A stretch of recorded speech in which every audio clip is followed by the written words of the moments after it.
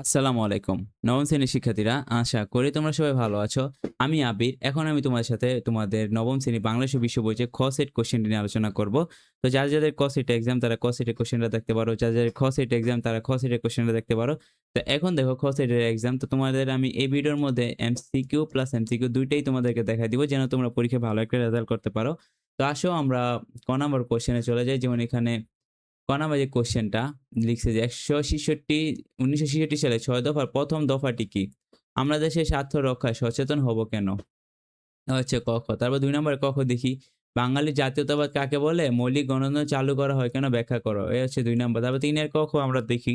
দেখো লিখছে যে গুরুমণ্ডল কি? পৃথিবীর যে গতির কারণে দিবারাত্র সংঘটিত হয় তা ব্যাখ্যা দাও। তারপর দেখো ৪ এর ক, মৌলিক গণতন্ত্র কি? বাঙালি জাতীয়তাবাদের বিকাশে সকলের যে বিষয়টি ঐক্যবদ্ধ করে তা ব্যাখ্যা করো। ওকে? তারপরে দেখো ৫ নাম্বার উত্তর অনান্ত কাকে বলে? চাপমণ্ডল কেন গুরুত্বপূর্ণ ব্যাখ্যা করো। তারপর দেখো ৬ আ প্লাস্টোসিন কাল কি? উঁচু ভবন নির্মাণে ন্যাশনাল বিল্ডিং কোড অনুসারে করা উচিত কেন? ঠিক আছে? তারপর দেখো ৭ নাম্বার যে কোয়েশ্চেনটা সৌর সম্পদ কাকে বলে? বাংলাদেশের দক্ষিণ পূর্বাঞ্চলের বনভূমিকে চির হরিতবন বলা হয় কেন? ৮ নাম্বার দেখো প্রাকৃতিক সম্পদ কাকে বলে? ৯ নাম্বার হচ্ছে নদ-নদীর উপর জনবসতি নির্ভরশীলতার প্রয়োজনীয়তা ব্যাখ্যা করো। তারপর দেখো সংক্ষিপ্ত কোয়েশ্চেনগুলা। মৌলিক গণতন্ত্র কি? সর্বদলীয় রাষ্ট্রভাষা সংগ্রাম পরিষদ কবে পুনর্গঠিত হবে কেন? যুক্তফ্রন্টের পরিচয় দাও। বাংলাদেশের ইতিহাসে কোন রাত্রিকে কালো রাত্রি বলা হয় বর্ণনা করো। মুক্তিযোদ্ধাদের জাতি চিরকাল সুজনটান হিসেবে মনে করবে কেন? বাংলাদেশের মুক্তিযুদ্ধে ছাত্র সমাজ ভূমিকা কিরূপ ছিল ব্যাখ্যা করো। ট্রপোপজ দিয়ে বিমান চলাচল করার কারণ কি? ৩টি উজ্জ্বল বলয় সহযোগে একটি গ্রহকে বেষ্টন করে সেটি কোন গ্রহ কোনটির ব্যাখ্যা করো। ভূ অভ্যন্তরে একটি স্তর নাইফ নামে পরিচিত স্তরটি ব্যাখ্যা দাও। সিসমিক রিস্ক জোন কি? টারশিয়ারি যুগের পাহাড়গুলোকে কয় ভাগে ভাগ করা যায়? ভাগগুলো লেখো। বাংলাদেশের জলবায়ু পরিবর্তনের ২টি ক্ষতিকর প্রভাব লেখো। জলবিদ্যুৎ উৎপাদনের সুবিধা কি? বাংলাদেশে প্রবাহিত একটি নদীর উৎপস্থল সিকিমের পার্বত্য অঞ্চল।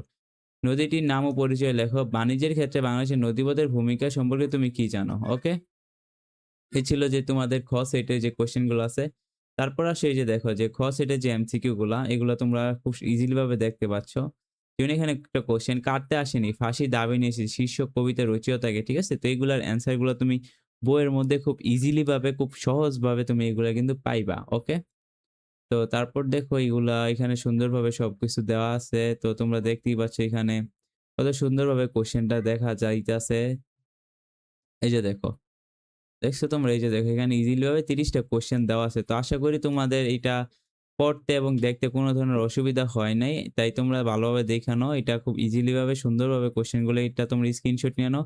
তো যেহেতু ভিডিওটা আমি তাড়াতাড়ি আপলোড করতেছি, এগুলা তোমরা ভালোভাবে পইড়া ওগুলার অ্যান্সার বার করে সবাই ভালোভাবে পরীক্ষা দিও গাইস। ঠিক আছে? তো যারা এখনো আবির মেন্টরকে সাবস্ক্রাইব করো নাই তারা কিন্তু তাড়াতাড়ি সাবস্ক্রাইব করে দিও গাইস। ঠিক আছে? ভালো থাকবা সবাই। আল্লাহ হাফেজ।